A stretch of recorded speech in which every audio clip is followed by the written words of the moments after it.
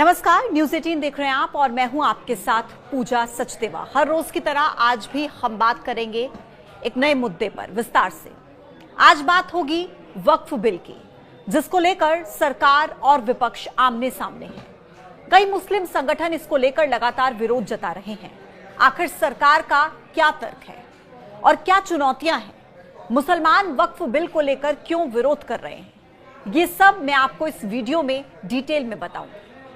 देखिए, संसद में वक्फ बिल के पेश होने का काउंटडाउन शुरू हो चुका है। केंद्र सरकार संसद में वक्फ संशोधन बिल पेश करने की तैयारी लगभग पूरी कर चुकी है और सरकार की तैयारियों को देखकर यह लग रहा है कि सरकार किसी भी समय सदन में वक्फ संशोधन विधेयक पेश कर सकती है। लेकिन ज्यादातर मुस्लिम संगठन लगातार इसका विरोध कर रहे हैं। मुस्लिम संगठनों का आरोप है कि वक्फ संशोधन बिल उनकी मस्जिदों और दरगाहों को खतरे में डाल देगा। वक्फ बिल के खिलाफ पहले 17 मार्च को दिल्ली के जंतर मंतर पर मुस्लिम समुदाय ने प्रदर्शन किया और अब बिहार के पटना में मुस्लिम समुदाय ने प्रदर्शन किया।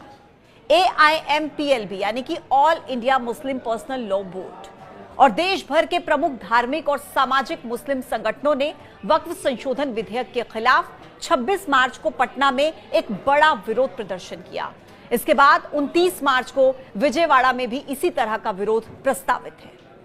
All India Muslim personal law board के प्रवक्ता डॉक्टर सैयद कासिम रसूल इलियास, उन्होंने कहा है कि बीजेपी जनता को गुमराह कर रही है और ये बिल वक्फ संपत्तियों में पारदर्शिता लाने और उनकी बर्बादी को रोकने के लिए है। लेकिन सच्चाई ये है कि ये विधेयक वक्फ संपत्तियों पर सरकारी और गैर सरकारी कब्जों को वैध बनाने, मस्जिदों, ईदगाहों, दरगाहों और खानकाहों को ध्वस्त करने का रास्ता साफ करता है। मुस्लिम संगठनों ने बीजेपी के सहयोगी पार्टियों को भी सख्त चेतावनी दी। कहा कि हमारी अपील है कि ये दल इस भेदभावपूर्ण और सांप्रदायिक विधेयक से दूरी बनाए। अगर ये पार्टियां इसे कानून बनने में मदद करती हैं तो मुस्लिम समुदाय इस अन्याय को नहीं भूलेगा। आने वाले चुनावों में इन्हें इसका खामियाजा भुगतना पड़ेगा। अब देखिए, वक्फ बिल का विरोध तो समाजवादी पार्टी के नेता अखिलेश यादव ने भी किया है और ममता बनर्जी ने तो यह भी ऐलान करके रखा है कि विधानसभा में उसके खिलाफ प्रस्ताव पास करेंगे। लेकिन लालू यादव 2 कदम आगे निकलते हुए बेटे तेजस्वी यादव के साथ उसी धरना प्रदर्शन में शामिल हो गए और मंच से उन्होंने कह दिया कि इंशाअल्लाह जीत हमारी होगी। हम बिल के खिलाफ हैं।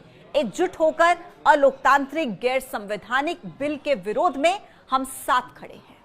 मिलकर लड़ेंगे। बिल का हम लोग हर जगह पर विरोध करेंगे। कुल मिलाकर तेजस्वी यादव मुसलमानों को आश्वस्त करने की कोशिश में नजर आए कि वक्फ को लेकर वो आपके समर्थन में है।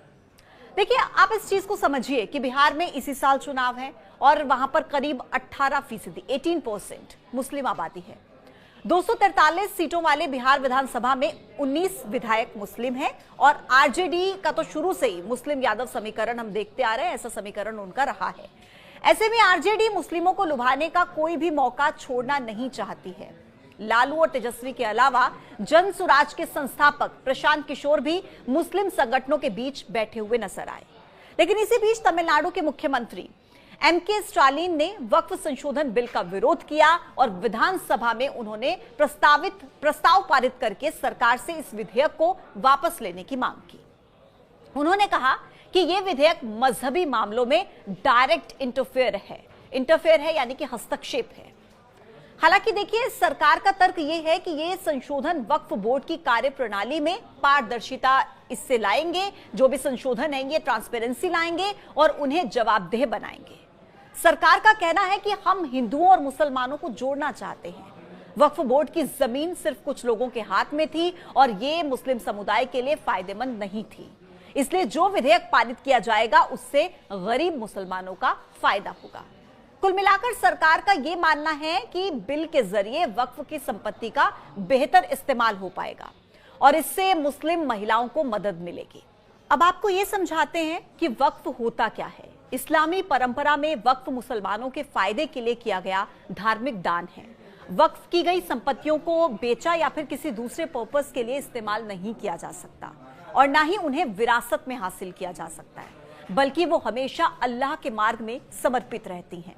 बड़ी तादाद में इन संपत्तियों का इस्तेमाल मस्जिदों, मदरसों, कब्रिस्तानों के लिए किया जाता है, या फिर जो संपत्ति खाली पड़ी है उन पर अतिक्रमण हो चुका है। अभी ये सारी वक्फ संपत्तियां वक्फ एक्ट 1995 के अधीन है। सरकार का आरोप यह है कि वक्फ संपत्तियों और वक्फ बोर्ड में भ्रष्टाचार काफी ज्यादा है और इसे सुधारने के लिए ही वक्फ संशोधन बिल लाया गया है। सरकार के लिए देखिए, विधेयक पारित कराना चुनौतीपूर्ण नहीं रहने वाला, अगर आप नंबर गेम के हिसाब से समझेंगे। 542 सदस्यों वाली लोकसभा में सरकार के पास पर्याप्त बहुमत है। लोकसभा में फिलहाल एनडीए के पास 293 सांसद हैं, जिनमें बीजेपी के 240 सदस्य हैं और कांग्रेस के 99 सांसदों के साथ अगर कुल इंडिया ब्लॉक की बात की जाए तो उनके पास 233 सांसद हैं। और राज्यसभा में भी बीजेपी के पास अपने 98 सदस्य हैं और एनडीए के सदस्यों की संख्या 115 के आसपास है। तो नंबर गेम के हिसाब से सरकार के लिए ये बड़ी चुनौती नहीं है, लेकिन जिस तरीके से मुस्लिम समुदाय लगातार विरोध कर रहे हैं, ये कहीं ना कहीं चिंता की बात जरूर हो सकती है। आज के लिए इतना ही। कल फिर आपसे मुलाकात होगी एक नए मुद्दे के साथ। तब तक के लिए नमस्कार।